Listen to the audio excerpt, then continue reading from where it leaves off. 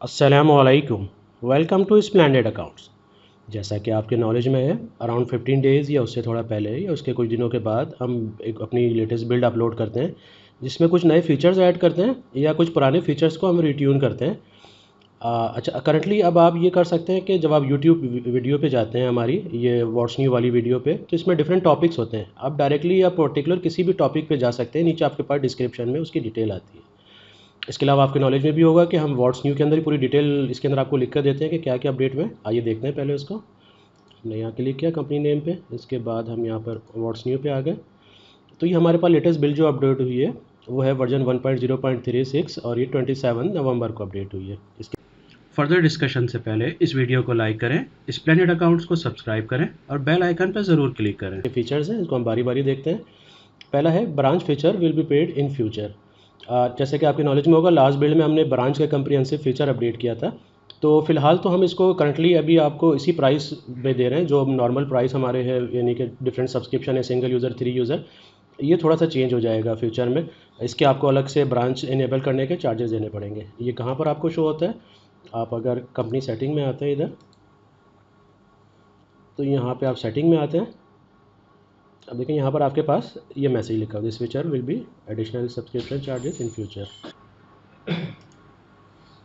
अब हम अपने नेक्स्ट ऑप्शन को देखते हैं।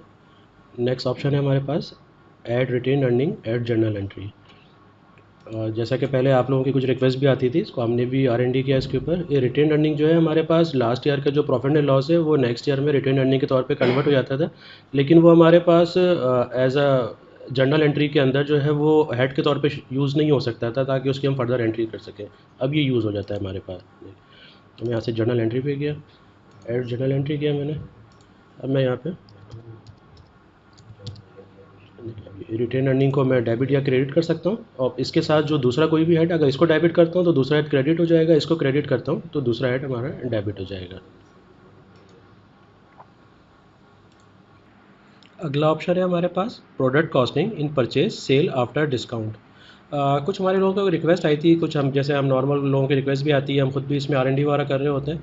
तो आपके पास जो प्रोडक्ट की हमारे पास, जैसे आपको पता होगा, वेटेड एवरेज मेथड हम यूज़ कर रहे होते हैं। तो प्रोडक्ट की जैसे जैसे परचेज़ होती है उस लिहाज से उसकी कॉस्टिंग अपडेट होती रहती है। तो हम कॉस्टिंग जो ऐड करते थे परचेज़ की, वो ग्रॉस पे ऐड करते थे। तो अब हमने आपको कंपनी सेटिंग में ऑप्शन दे दिया है कि आप ग्रॉस पे ऐड करना चाहते हैं या ग्रॉस में से डिस्काउंट लेस करके ऐड करना चाहते हैं। तो इसके लिए हम पहले तो कंपनी सेटिंग पर आते हैं, और हमारे पास सेटिंग्स में यहाँ पर ऑप्शन आ गया है reduce cost on purchase discount by default, reduce sale on sale discount by default. ये मैंने इसको चेक किया हुआ है और मैं इसको सेव, क्योंकि ऑलरेडी सेव है मेरे पास ये डाटा। तो अब इसका इम्पैक्ट क्या होता है? अब इसके लिए मैंने देखा एक प्रोडक्ट यहाँ पे क्रिएट किया, test product for product costing. इसके जैसे नॉर्मल हम प्रोडक्ट ऐड करते हैं वो प्रोडक्ट ऐड किए। अब इसके बाद मैंने क्या किया, फिर मैंने आके इसके ऊपर एक परचेज़ इनवाइस बनाई है। मैंने ये परचेज़ इनवाइस मैंने बनाई यहाँ पे। देखिए ये मेरी प्रोडक्ट ये थी 10 पीसेस की, मेरे पास ये 0051 प्रोडक्ट है। इस पर प्राइस इसकी मैंने ये की और मैंने 5% इस पर डिस्काउंट दिया। तो अब मेरे पास इसकी जो कॉस्टिंग आ गई है वो 475 अमाउंट आ गया डिस्काउंट के बाद। तो इस प्रोडक्ट की जो कॉस्ट आनी चाहिए इस वक्त मेरे पास, वो 47.5 आनी चाहिए सिंगल प्रोडक्ट की, क्योंकि मैंने अभी ये एक दफ़ा इसको इम्पोर्ट किया है, अभी यानी ऐड किया सिस्टम में। अब हम इसकी कॉस्टिंग देखते हैं कि सिस्टम ने इसकी क्या कॉस्टिंग उठाई है। रिपोर्ट पे आए हैं, स्टॉक वैल्यूशन रिपोर्ट है यहाँ पे। मैंने यहाँ पे प्रोडक्ट डाली, अब मैंने इसकी कॉस्ट की। अब देखिए मेरे पास ये 10 यूनिट थे, तो मेरे पास इसकी जो रनिंग सिंगल यूनिट की जो कॉस्ट आई मेरे पास, वो 47.50 आ गई। तो यानी अब मैंने जो डिस्काउंट मेरे पास अगर मुझे परचेज़ में मिला है या सेल में, उस डिस्काउंट के बाद की वैल्यू मेरे पास अब कॉस्टिंग में ऐड होगी। इसके बाद जो अगला ऑप्शन है वो है डैशबोर्ड रोल। डैशबोर्ड रोल ये कि अब आपके पास, हाँ, डिफ़ॉल्ट में ये होता था, आपने अपने किसी असिस्टेंट को या किसी मैनेजर को कोई भी रोल स्पेशल बना के दिया हुआ है, तो उसके पास डैशबोर्ड भी शो हो रहा होता था यहाँ पे। अब उसमें क्या सिलसिला होता था कि अब आप नहीं चाहते थे कि उसके पास सेल के साथ साथ डैशबोर्ड भी शो। तो इसके लिए हमने ये किया है कि सेटअप में आपके पास यूज़र्स के अंदर, अगर मैं एडिट करता हूँ जैसे इस वाले यूज़र को, आप चाहते हैं कि इसको सिर्फ सेल मैनेजर का के राइट्स हों और उसके पास डैशबोर्ड अवेलेबल नहीं हो, तो हमने डैशबोर्ड का एक सेपरेट रोल बना दिया है यहाँ पे। अगर आप इसको डैशबोर्ड के साथ वो राइट देना चाहते हैं तो आप डैशबोर्ड भी असाइन करेंगे किसी भी रोल के तहत, तो उसको डैशबोर्ड भी नज़र आएगा, चाहे वो आपने कहा सेल मैनेजर परचेज़ मैनेजर है और उन दोनों का डैशबोर्ड भी नज़र आए, या आप कहेंगे नहीं वो सिर्फ सेल मैनेजर है और उसको डैशबोर्ड नहीं नज़र आए, तो उसका इम्पैक्ट क्या होता है। मैंने इसको सेव किया। अच्छा, मैं यहाँ से लॉग ऑफ करता हूँ।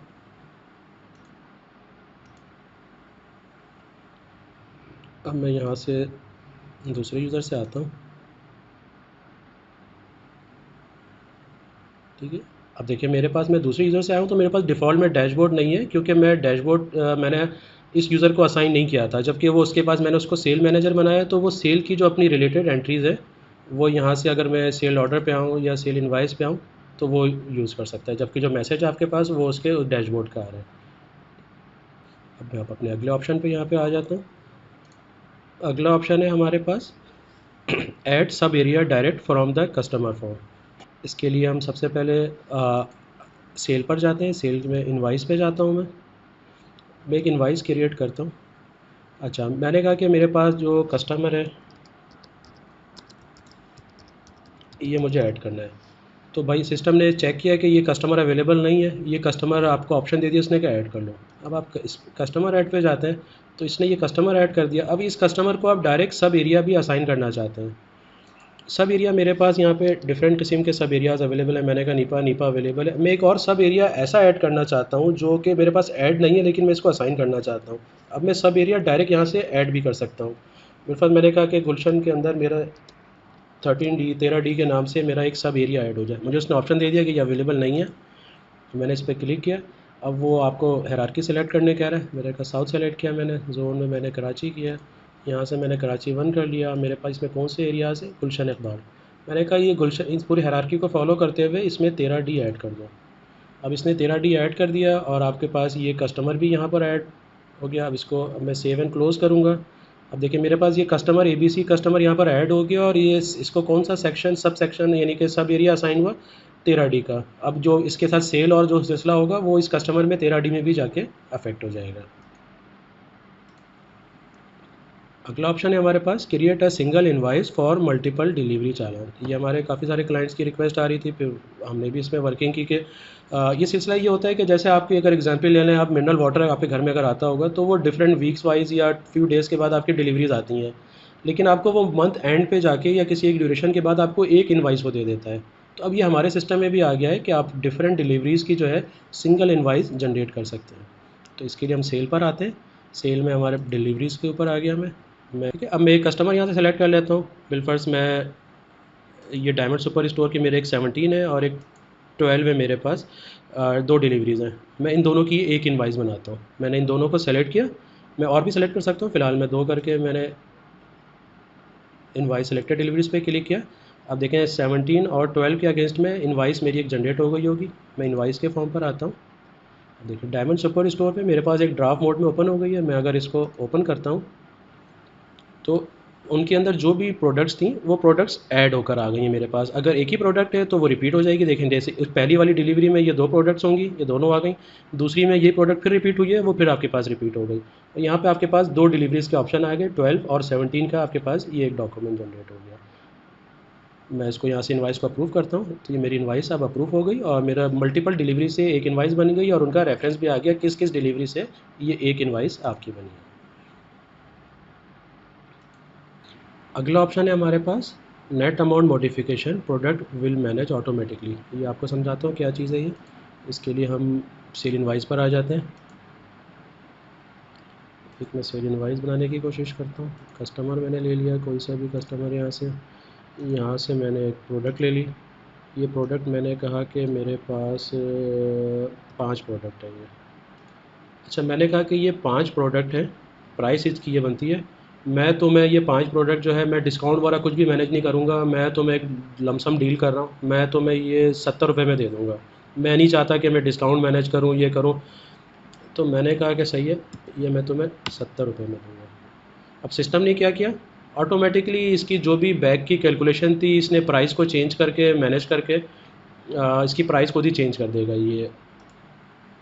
तो अगर आप नॉर्मल प्रोसेस फॉलो करना चाहते हैं आप वो भी कर सकते हैं, लेकिन अगर आप चाहते हैं कि मैंने भाई क्वांटिटी की डील की 5 प्रोडक्ट मैं तुम्हें 70 की दूंगा, मैं डायरेक्ट इस तरह की डील करता हूँ, प्राइस क्या है मुझे उससे कोई कंसर्न नहीं है अभी, तो वो ऑटोमेटिकली इसकी प्राइस चेंज कर देगा। अब आप इसको सेव करेंगे डॉक्यूमेंट, तो ये आपका सेव या न्यू या सेव एंड जो सेटअप है आपका सेव एंड अप्रूव, ये जो स्टॉक का मैसेज है जस्ट ये तो आ गया, ये आपकी इनवाइस अब इस नई प्राइस के लिहाज से सेव हो गई। ये हमारा हो गया।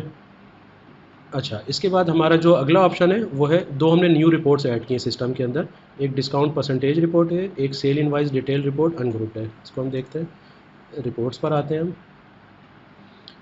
डिस्काउंट परसेंटेज रिपोर्ट, इस रिपोर्ट में आपके पास अगर आपने परसेंटेज में डिस्काउंट दिए हैं, खासतौर से रिटेल सेक्टर वाला में हमारे या डिस्ट्रीब्यूशन में भी काम आ सकते हैं बिल्कुल, ये दूसरे उसमें भी, तो आपके पास डिटेल आ जाती है कि आपकी इस परसेंटेज में कितनी क्वांटिटी सेल हुई है और आपने कितने डिस्काउंट दिए हैं।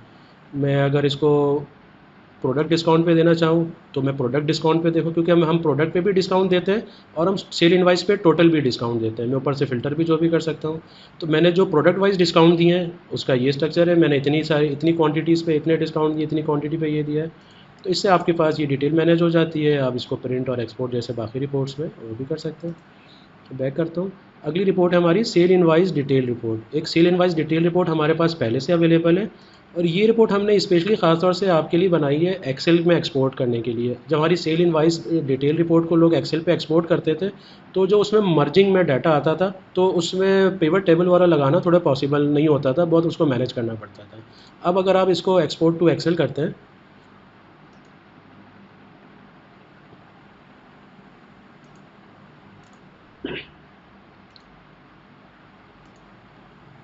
अब देखें आप इसको आराम से इसमें पिवट लगा सकते हैं। आपके पास यहाँ पे जाके आपने इसको ग्रिड ऑन किया, इस पर आपको कोई भी पिवट लगाना है तो ये अब आपके इंडिविजुअल सेल वाइज डाटा आ गया। अब इसमें बहुत आसानी से पिवट लगा सकते हैं, पहले वो मर्जिंग में आता था तो वो आपके लिए इशू होता था ये मैनेज करना। उसके बाद जो हमारा नेक्स्ट ऑप्शन है न्यू रिपोर्ट्स के बाद, water mark at the sale template. Sale template पे हमने एक वाटर मार्क का ऑप्शन दे दिया है। अब आप बैग पे अगर अपनी कोई इनवाइस के ऊपर कोई अपना वाटर मार्क भी लगाना चाहते हैं तो वो भी मैनेज कर सकते हैं। कैसे करते हैं आइए हम इसको देखते हैं। यहाँ पे मैं गया कंपनी सेटिंग पर, जैसे आपको पता है जारी जो भी सेट कम टेम्पलेट्स हैं वो यहाँ पर आते हैं। मैं प्रिंटिंग टेम्पलेट्स में आया, यहाँ से मैं सेटिंग पर आया। सेटिंग पे मैंने कहा कि मैं जो एक वाटर मार्क मेरे पास पहले से था मैंने इसको हटा दिया, मेरे पास कुछ भी नहीं है यहाँ पे, सही है। मैं सेटिंग में आया, मैं अपलोड एक इमेज करता हूँ वाटर मार्क की। देखिए मेरे पास एक फ़ाइल थी, कोई सी फ़ाइल थी, मैंने एक वाटर मार्क की फ़ाइल के तौर पे एक इसको ड्राफ्ट किया हुआ है। मैंने इसको ओपन किया, ये फ़ाइल मेरे पास अपलोड हो गई इधर, इसको मैंने सेव कर दिया। अब मैं प्रिंटिंग टेम्पलेट्स पर आऊँगा, मैं सेल इनवाइस पे आया, मैंने इसको यहाँ से सेलेक्ट किया हुआ है, कस्टमाइज़ किया मैंने। देखिए मेरे पास यहाँ पे वाटर मार्क, ये देखिए बिल्कुल शुरू में तो वाटर मार्क का ऑप्शन आ जाता है। आपने वाटर मार्क वहाँ पे अपलोड कर दिया है और आप यहाँ सेलेक्ट करेंगे तो यहाँ पे आपके पास ये आ जाता है। इसके अलावा आप यहाँ से अपने कोई हेडर आपने अपलोड किया हुआ है तो वह आप अपना डेडिकेटेड हेडर भी यहाँ पे लगा सकते हैं। फ़िलहाल हम वाटर मार्क पे आते हैं, मैं इसको यहाँ से सेव करता हूँ और मैं किसी इनवाइस पे आता हूँ। अगर मैं ये इनवाइस ओपन करता हूँ, इसको प्रिंट करता हूँ। अब देखिए मेरी ये इनवाइस जो प्रिंट होगी इससे मैंने जो भी वाटर मार्क सेट किया हुआ था वो वाटर मार्क जो है आप इसको बैक पे आपके प्रिंट हो जाता है।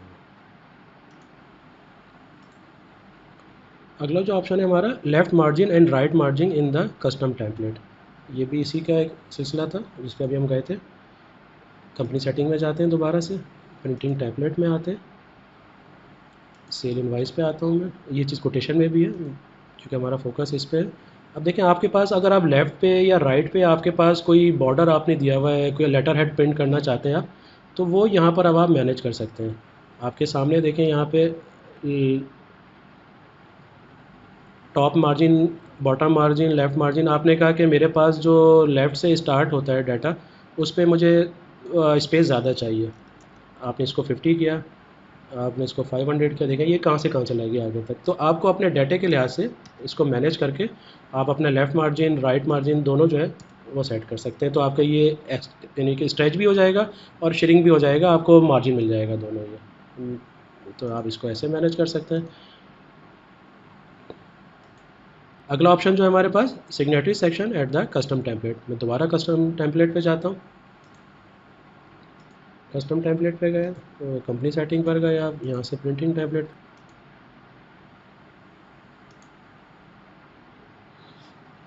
अब देखिए मैं बिल्कुल बॉटम में आ जाता हूँ। यहाँ पे देखिए मेरे पास ये 1 2 कस्टम फुटर भी आ गया मेरे पास। कस्टम फुटर मैं कर सकता हूँ। इसके अलावा सिग्नेटरी वगैरह हम आते हैं, 1 2 3 सिग्नेटरी आ गए मेरे पास। मैं यहाँ पे पहला सिग्नेटरी एनेबल करता हूँ। मैं इसको क्या नाम देना चाहता हूँ, मैंने कहा प्रिपेयर्ड बाय।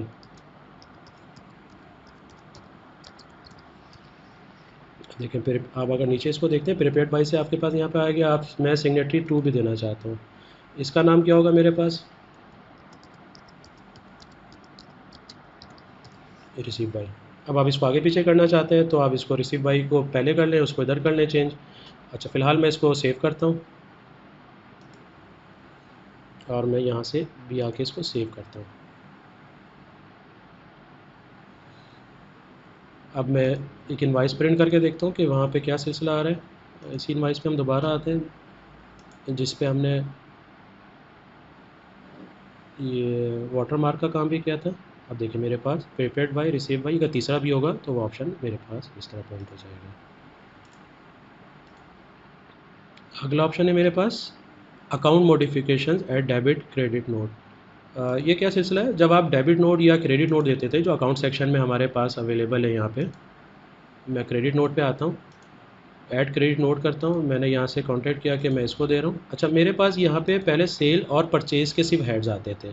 अब आपके पास यहाँ पे जितने भी हेड्स हैं, कुछ डेडिकेटेड हेड्स के अलावा, चाहे वो आपके एसेट्स हों चाहे वो लायबिलिटी हो, वो सारे के सारे आपके पास यहाँ पे अवेलेबल हो गए। आप किसी के अगेंस्ट में भी डेबिट नोट क्रेडिट नोट कर यूज़ कर सकते हैं।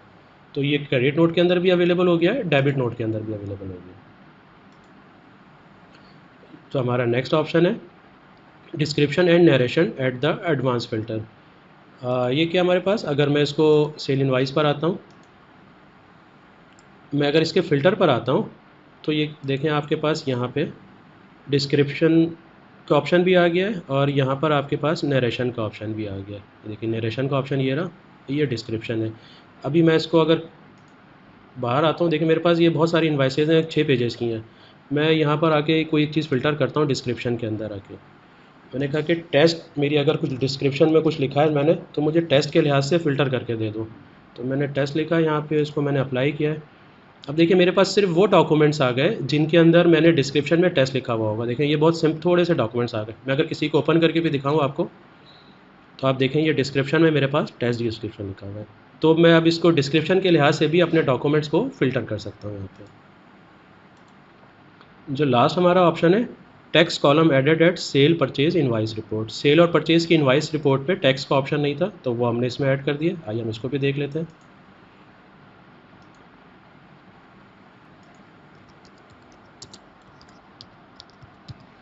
हम सेल इनवाइस रिपोर्ट पे आते हैं।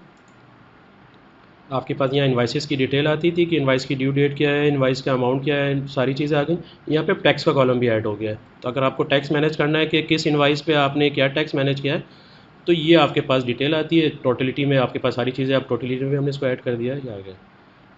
तो ये हमारी कंप्लीट बिल्ड हो गई वर्जन 1.0.36 27 नवंबर को जो हुआ है, जिसके 14 पॉइंट्स हमने डिस्कस कर लिए। Thank you. अस्सलाम वालेकुम।